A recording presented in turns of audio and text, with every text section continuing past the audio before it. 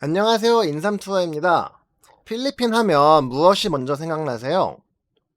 아마도 대부분의 사람들은 파란 바다와 흰 해변을 생각하실 거예요. 저도 그랬었거든요. 항상 필리핀에 가면 바다에서 많은 시간을 보냈는데 필리핀에 덥지 않은 곳이 있다는 얘기를 듣게 되었고 호기심이 생겨 가보기로 했어요. 덥지 않은 필리핀이 있을 수 없다는 생각을 떨쳐버리지 못한 채 마닐라로 향했습니다. 필리핀 북쪽 루존 섬에는 마운틴 프로빈스라는 이름을 가진 지역이 있고 그 중심에 사가다라는 곳이 있어요. 이번 여행의 목적지인 바로 그 마을 사가다를 소개합니다. 사가다라는 지역은 마닐라에서 북쪽으로 차로 12시간이나 더 가야 하는 루존 섬 중앙에 있는 곳이에요. 근처에 공항이 없어 편하게 갈 수 없는 곳이라 가는 길이 좀 힘들긴 하겠지만 그래도 시원한 곳이라고 하니 일단 시원한 필리핀을 만나고 싶어 먼 길을 떠났습니다. 아직 이곳은 많이 알려진 곳이 아니라 외국인 관광객을 위한 투어를 찾기 힘들어 필리핀 현지 친구에게 부탁해서 로컬 투어로 예약을 했어요. 필리핀 마닐라에 있는 큰 쇼핑몰인 몰 오브 에이시아 주차장에서 만나 2박 3일간의 일정을 시작했습니다. 손님으로 꽉 찬 미니밴은 밤새 우물구불한 길을 달렸어요. 그러다 보니 편하게 잘 수가 없어 정말 길고 긴 밤이었습니다. 한참을 달리던 차는 새벽 4시 반쯤 어디엔가 멈췄고 화장실을 갔다 오라고 하는 것 같아 차 밖으로 나가봤어요. 그런데 깜짝 놀랄 정도로 날씨가 추웠어요. 긴팔을 입었음에도 오들오들 떨리는 그런 새벽 공기. 필리핀이 이렇게 춥다는 게 말이 안 되는 것 같죠? 저도 그랬는데 진짜로 추웠습니다. 추워. 처음으로 반겨줬던 곳은 바나우의 라이스필드라는 곳이었어요.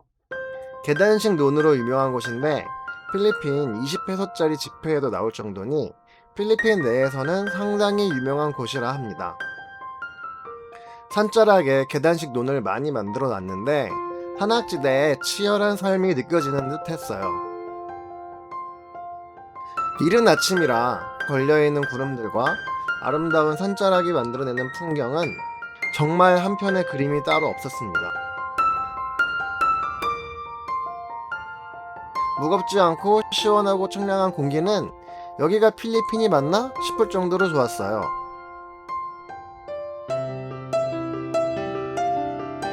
사가다는 첫인상부터 좋네요.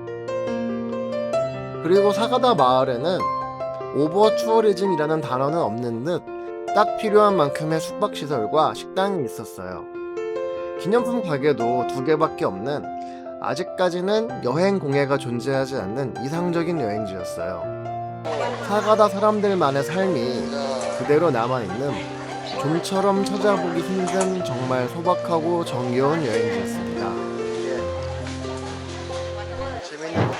사가다에는 이름 있는 호텔은 없고 홈스테이 같은 숙소만 있었는데 해외에서 많이 보던 게스트하우스 수준이라고 생각하시면 됩니다.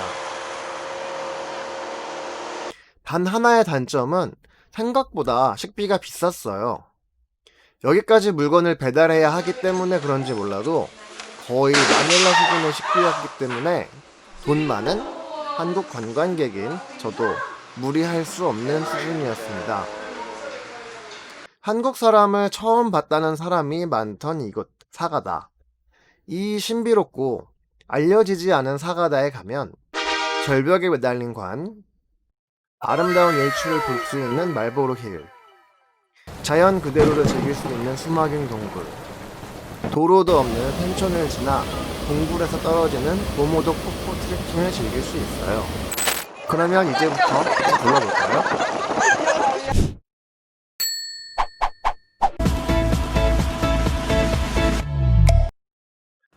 향잉커피는 사가다 지역의 전통 장례법이라는데 관을 절벽에 매다는 풍습을 볼 수 있는 곳이에요. 실제로 가서 보면 관의 상태가 오래되지 않았어요. 비교적 최근에도 이렇게 장례를 치렀다는 말인데 얼마 전까지만 해도 이렇게 장례를 치른 모습이 느껴집니다. 관을 액자처럼 전시해 놓는 이 발상도 신기하고, 관 옆에 잠시 나와서 쉬라는 의미로 의자를 걸어 놓은 것 또한 재미있는 아이디어였어요. 죽음 앞에서 장난스러워질 수는 없지만 이곳은 엄숙하거나 무시무시한 무덤이 아니라 마음이 조금은 편한 무덤이었습니다. 담배 말보로가 생각나는 이름의 말보로 힐. 이 말보로 힐은 원래 야생마들이 뛰놀던 곳이었다고 합니다.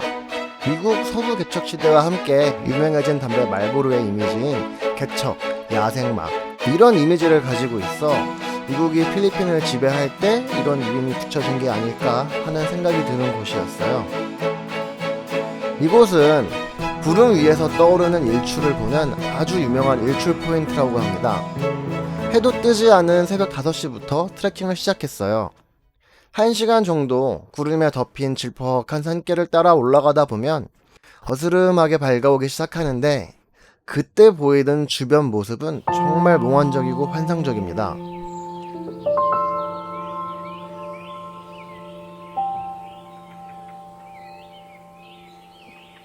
말보로 힐 정상에 올라가 구름 속에서 일출을 기다렸습니다. 운해 위로 떠오르는 태양을 바라보는 일출을 살면서 몇 번이나 경험할 수 있을까요? 하지만 이 말보로 힐은 언제나 이렇게 구름 위에서 일출을 바라볼 수 있다고 합니다. 이곳은 말이 필요 없는 것이고 또 말이 나오지 않는 정말 아름다운 곳이었어요.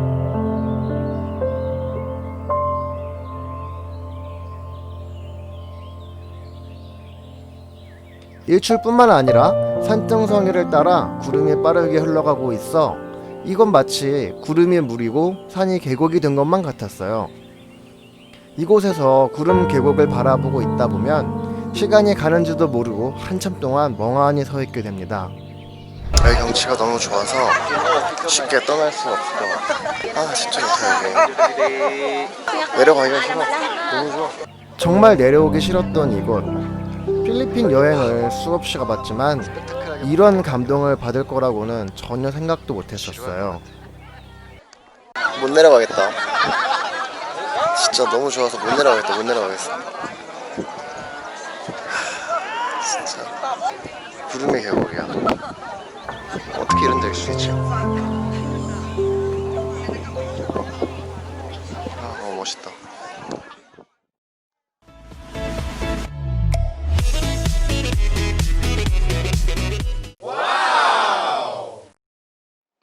저는 동굴을 좋아합니다. 어릴 적 꿈이 동굴 탐험가였을 정도로 동굴과 같은 미지의 세계를 좋아했어요. 그래서 다른 나라에서도 가능하면 동굴을 많이 가봤는데 이 사가다의 수막인 동굴은 여태까지 제가 갔던 동굴과는 차원이 다른 곳이었습니다. 그 어떤 안전 펜스도 쳐있지 않고 걷기 편하게 만들어 놓은 계단도 없는 정말 자연 그대로의 동굴을 온몸으로 느낄 수 있는 곳이었어요. 동굴이 있을 거란 생각도 들지 않는 그런 입구에서 오랜만에 보는 가스랜턴에 불을 붙이며 동굴을 탐험할 준비를 합니다.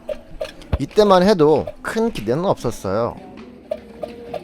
좁고 가파른 길을 따라 조금씩 조심히 내려가면 갈수록 점점 새까만 어둠과 그 어둠을 밝게 비춰주는 가스랜턴의 노란 불빛이 강렬한 컨트라스트로 이 수막인 동굴을 보여주기 시작했습니다.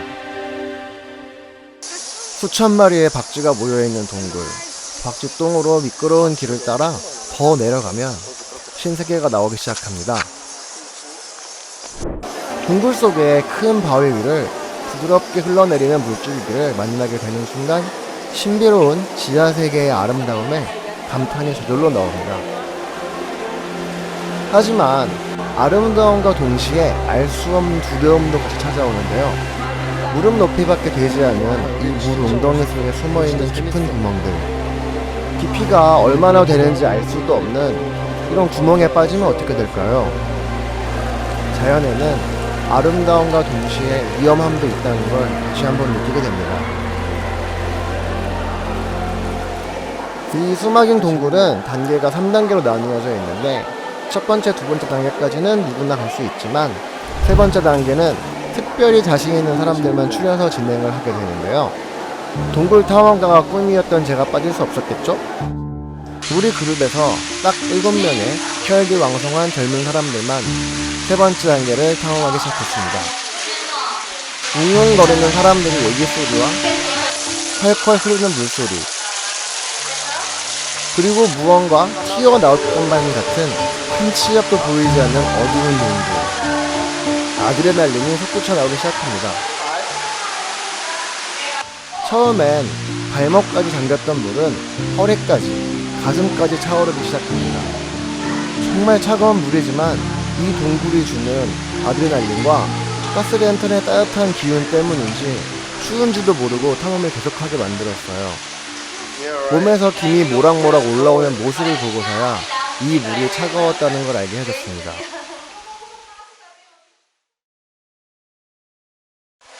미끄러운 바위에 설치된 보이지도 않는 밧줄을 잡고 허공에 손을 뻗어가며 앞으로 나아가는 이런 체험을 어느 동굴에서 할 수 있을까 싶어요.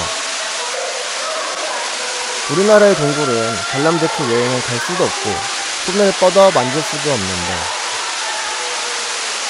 동굴의 종유석을 만져보고 싶던 갈증이 여기에서 다 풀리는 기분이었습니다. 항상 호기심의 대상이었던 동굴을 온몸으로 느낄 수 있다는 건 정말 최고의 경험이었어요. 단순한 동물 관람이 아닌 모험이다 라는 말이 이해가 되는 이 숨막힌 동굴. 동굴 체험 한번 제대로 해보고 싶은 분이라면 여기는 꼭 가봐야 할 곳이라고 생각합니다.